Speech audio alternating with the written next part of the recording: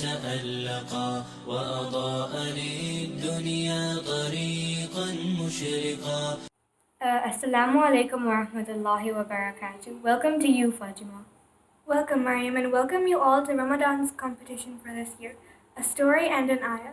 What are the days that are mentioned in the Holy Quran, Mariam? Nice question, Fatima. We know that the days of the week are 7, but Allah only mentions 2 days in the Holy Quran, Friday and Saturday. Saturday? And why exactly Saturday? I think there's a story behind it in the Quran. Certainly, there is a story for Ashab Sept, or the people of Saturday. Allah mentioned in many places in the Quran, but the details of the story are mentioned in Surah Al-A'raf. So our story for today is the story of Ashab Sept. Let's learn the story and the lessons learned from it. There was a group of Jews who used to live in a village on the coast of the sea. These Jews did not work on Saturday at all, and instead they used to devote themselves to it only for worship. They asked Allah Almighty for a day on which they would relax and worship only. And Allah wanted to test them by making the fish come on Saturday to the coast so that the people of the village could see it and it would be easy to fish, and the rest of the days the fish wouldn't come.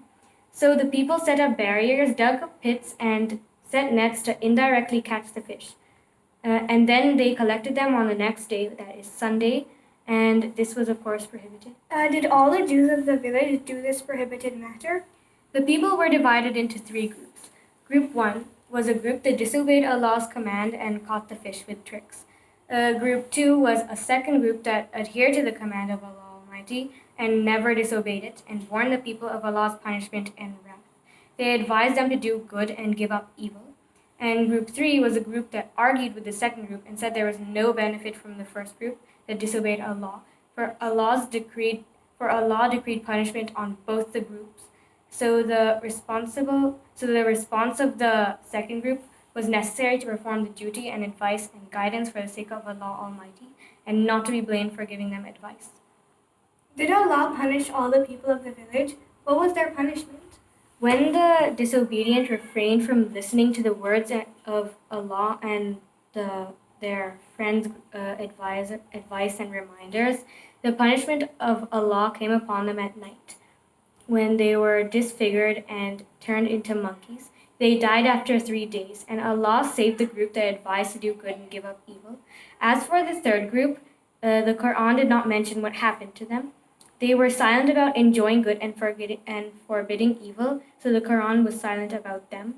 So the reward is the same type of deed. Now, what did we learn from this story today, Fatima? We learned from this story the necessity to adhere to the commands and prohibitions of Allah and not to use tricks to do the evil. Giving advice to do goodness and forbidding evil, but politely, kindly, and softly. And today's episode question is, the story of Ashab Sept is detailed in Surah Al-A'raf, as I said before. Mention the verse numbers. We hope you enjoyed today's story and bye with a new episode of a story and an ayah competition. فتمسكي بعواه كي لا نغرقا.